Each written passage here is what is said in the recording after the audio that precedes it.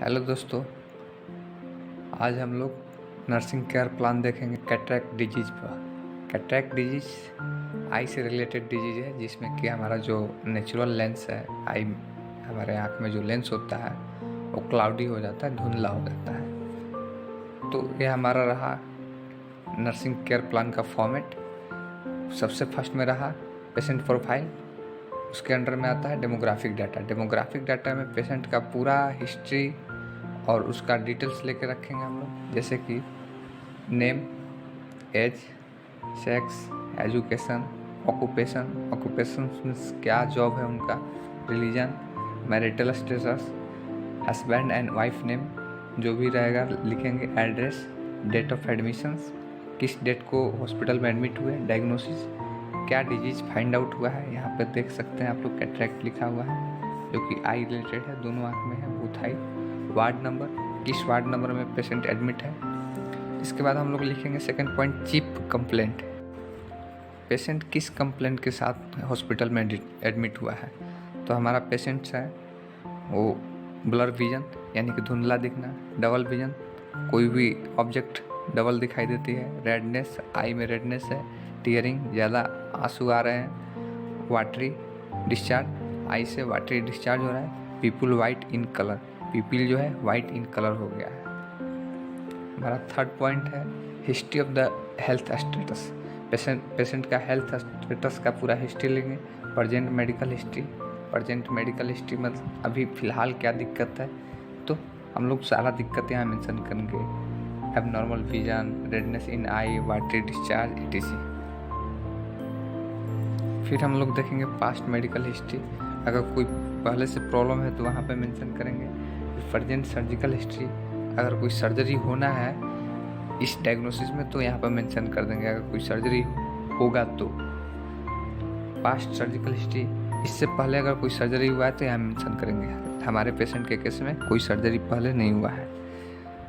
इसके बाद हम लोग देखते हैं फैमिली हिस्ट्री में दो चीज़ देखते हैं, फैमिली टाइप, हमारा पेशेंट का फैमिली जो है न्यूक्लियर फैमिली है, और दूसरा फैमिली ट्री देखेंगे। फैमिली ट्री में जो राउंड सर्कल है वो फीमेल को डिनोट करता है और जो स्क्वायर है वो मेल को डिनोट करता है। इसके नीचे इनके बच्चे हैं, दो सन है, एक डॉटर है। यहाँ पे की टर्म लिखते हैं हम लोग, बताते हैं कि स्क्वायर मेल को डिनोट करता है और राउंड सर्कल फीमेल को, और पेशेंट को कुछ इस तरीके से हम लोग डिनोट करते हैं। यहाँ पे पेशेंट का पूरा हम लोग एक चार्ट बनाएंगे, पेशेंट के फैमिली में कितने मेंबर्स हैं, उनका एज, उनका सेक्स, पेशेंट के साथ उनका क्या रिलेशन है, और यहाँ पे उनका ऑक्यूपेशन क्या क्या है सभी फैमिली मेम्बर्स का, और हेल्थ स्टेटस क्या है, हेल्दी है अनहेल्दी है। यहाँ रिमार्क लिखेंगे हम लोग, नॉर्मल, एबनॉर्मल, जो अनहेल्दी है उनके लिए एबनॉर्मल, जो हेल्दी है उनके लिए नॉर्मल। नेक्स्ट है हमारा पर्सनल हिस्ट्री, पेशेंट का पर्सनल हिस्ट्री हम लोग लेंगे, लाइक हैबिट, अगर कोई पेशेंट का बैड हैबिट है लाइक स्मोकिंग, एल्कोहल, तो यहाँ पे हम लोग मेंशन करेंगे, जो कि हमारे पेशेंट के साथ नहीं है। स्लीपिंग पैटर्न कैसा है, पेशेंट सो पाता है कि नहीं सो पाता है। न्यूट्रिशन का लेवल क्या है, अच्छा न्यूट्रिशन मिल पा रहा है पेशेंट को कि नहीं। एलिमिनेशन पैटर्न यानी कि बॉल पैटर्न, यानी कि पेशेंट को रेगुलर बाउल पैटर्न हो रहा है या नहीं हो रहा है।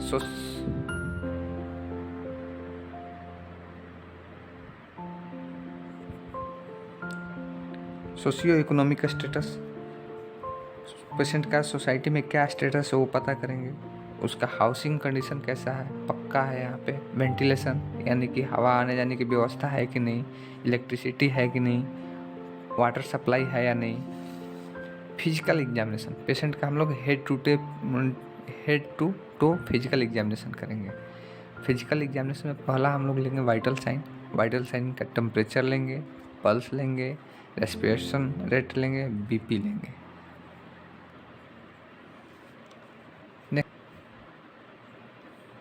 नेक्स्ट हमारा जनरल अपीयरेंस, उसमें है nutritions,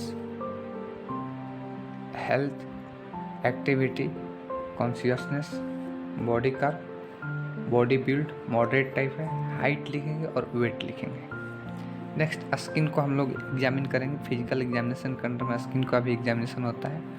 colour, texture, temperature, lesson मतलब कोई भी स्किन पे घाव है या नहीं, रैशेस, स्किन रेडनेस है या नहीं, ड्राइनेस, स्किन ड्राई है या नहीं। हेयर और स्कैल्प, हेयर भी देखेंगे, हेयर का कलर क्या है, डिस्ट्रीब्यूशन क्या है, किस तरीके का है, और हेयर में कोई लाइस है या नहीं।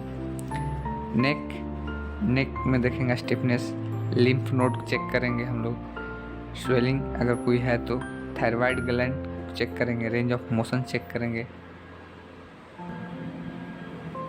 यहाँ पे हम लोग अब आई देखते हैं। आई में विजन, अब नॉर्मल विजन है क्योंकि कैटरैक्ट डिजीज है हमारे पेशेंट को। आई बॉल नॉर्मल शेप है, कंजक्टिवाइटिस नॉर्मल है, स्क्लेरा, कॉर्निया और आइरिस, पिपिल्स सब नॉर्मल है। जो जिस कंडीशन में रहेगा उस कंडीशन में हम लोग लिखेंगे।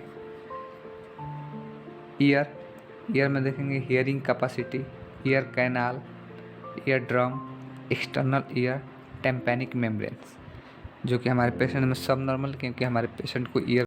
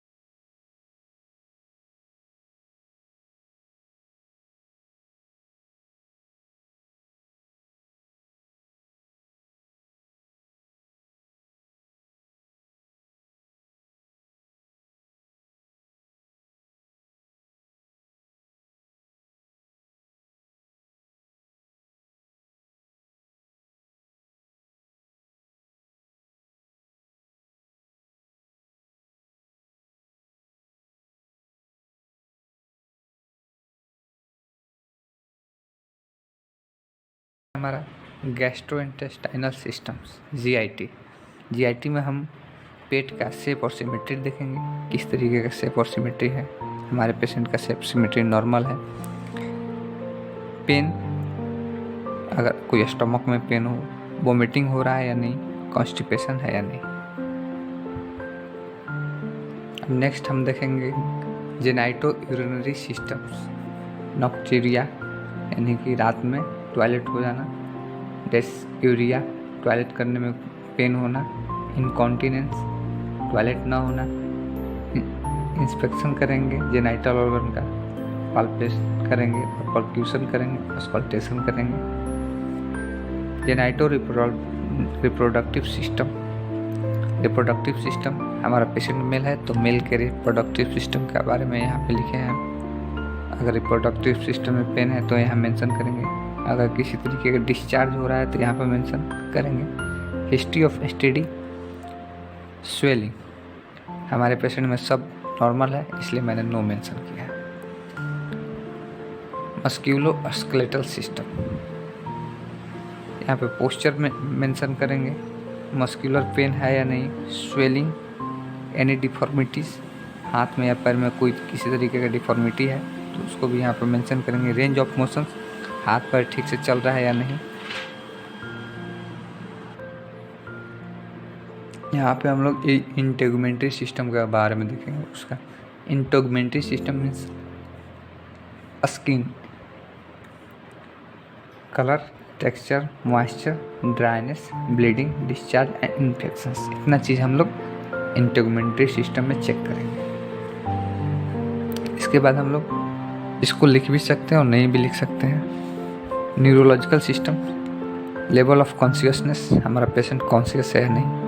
एक्टिविटी, किस तरीके का एक्टिविटी है। Dizziness, no. Seizure, no. Sensation of pain, नहीं है।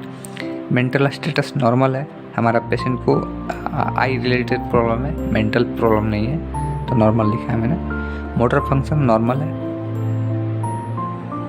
ये हमारा ड्रग चार्ट, यहाँ पे ग्रुप नेम लिखा गया है, यहाँ पे ड्रग का नेम लिखा गया, trade name, generic name, mode of actions, dose and route, indication किस कंडीशन में मेडिसिन को हम लोग देंगे, कंट्रा इंडिकेशन किस कंडीशन में हम लोग मेडिसिन नहीं प्रोवाइड करेंगे, साइड इफ़ेक्ट क्या होगा मेडिसिन का, और नर्सेस का क्या रिस्पॉन्सिबिलिटी है इस मेडिसिन के रिगार्डिंग। तो पहला हमने मेंशन किया एंटीबायोटिक्स, उसका नाम है मॉक्सिफ्लॉक्सासिन। मॉक्सिफ्लॉक्सासिन बैक्टीरियल ग्रोथ को इनहिबिट करता है। डोज रहेगा हमारा 15 mg पर ओरल देंगे हम लोग, रूट रहेगा ओरल, माउथ के थ्रू देंगे। बैक्टीरियल इन्फेक्शन के केस में यहाँ यूज करते हैं। इंडिकेशन है हमारा, कॉन्ट्रा इंडिकेशन है allergy due to antibiotic and pregnancy में नहीं देंगे, और किसी पर्सन को अगर एंटीबायोटिक से एलर्जी है तो उस केस में भी मैं नहीं दूंगा। साइड इफ़ेक्ट होगा, कोई मेजर साइड इफ़ेक्ट नहीं है, सिंपली नौजिया और वॉमिटिंग हो सकता है। नर्सेस का रिस्पॉन्सिबिलिटी होगा कि राइट पेशेंट को राइट रूट के थ्रू राइट डोज में मेडिसिन दिया जाए। नेक्स्ट हमारा मेडिसिन है एंटीबायोटिक के अंडर में ही आता है डेक्लोफेनेक सोडियम। ये भी इन्फ्लामेशन को रिड्यूस करने में मदद करता है, और इसका डोज होगा 250 mg। ओरल देंगे हम लोग, माउथ के थ्रू देंगे। ये इन्फ्लामेशन को रिड्यूस करने के लिए दिया जाता है। इंडिकेशन है, और कंट्रा इंडिकेशंस बहुत कम केसों में होता है। और साइड इफ़ेक्ट में कोई मेजर साइड इफ़ेक्ट नहीं, इरिटेशन हो सकता है। और हमारा nurses responsibility use right route for medication. ये बहुत इंपॉर्टेंट चीज़ है कि मेडिसिन को राइट रूट के थ्रू दिया जाए। और हमारा सेकेंड टाइप ऑफ कैटेगरी हमारा ड्रग है एनाल्जेसिक, पेन किलर है एक तरह का, aspirin. It reduce the pain को कम करने के लिए दिया जाता है। मोड ऑफ एक्शन है हमारा 325 mg पर डे दे सकते हैं थ्रू ओरल। और इंडिकेशन है pain in any body part, अगर किसी बॉडी पार्ट में पेन रहता है तो हम मेडिसिन दे सकते हैं। कॉन्ट्रा इंडिकेशन है हमारा एलर्जी के केस में नहीं दे सकते हैं, विटामिन के डेफिशिएंसी के केस में नहीं दे सकते हैं, ब्लीडिंग हो रहा है किसी पार्ट में तो नहीं दे सकते हैं मेडिसिन। और हमारा साइड इफ़ेक्ट है patient feel sleepy, nausea and vomiting. Patient को जब मेडिसिन देंगे तो उसे नींद आएगा, उसे नोजिया होगा और वोमिटिंग फील करेगा। Give medication check the level of consciousness. Nurses जब मेडिसिन देंगी तो मेडिसिन देने के बाद उसका कॉन्शियसनेस लेवल भी चेक करेंगे। हमारा इन्वेस्टिगेशन है, जो भी टेस्ट किया गया है कैटरैक्ट डिजीज को डायग्नोस करने के लिए यहाँ पे है। हमारे पेशेंट को हीमोग्लोबिन टेस्ट किया गया है। हीमोग्लोबिन टेस्ट के बाद टोटल WBC काउंट यहाँ किया गया है अलग अलग, neutrophil, lymphocytes, स्नोफिल, monocytes, basophils, platelets count भी हम यहाँ चेक किए हैं। ये हमारा पेशेंट का वैल्यू है, जो भी पेशेंट का रीडिंग आया है यहाँ पे मेंशन है। नॉर्मल वैल्यू इस कॉलम में मेंशन किया गया है। इस बेसिस को दोनों को कंपेयर करके हम यहाँ पे डिसाइड करते हैं, रिमार्क देते हैं कि अब नॉर्मल कंडीशन है या नॉर्मल कंडीशन है। आई से रिलेटेड एक चेकअप है यहाँ पे, इंट्रा ऑकुलर प्रेशर, जिसका पेशेंट का वैल्यू है 32 mm/Hg, जो कि नॉर्मल कंडीशन में चाहिए 10 to 25 mm/Hg। तो इस तरीके से इंट्रा ऑकुलर प्रेशर इंक्रीज हुआ है हमारे पेशेंट का। नर्सिंग डायग्नोसिस, कैटरैक्ट डिजीज से रिलेटेड यहाँ पे 5 डायग्नोसिस लिखा गया है, जो कि एक नर्सेस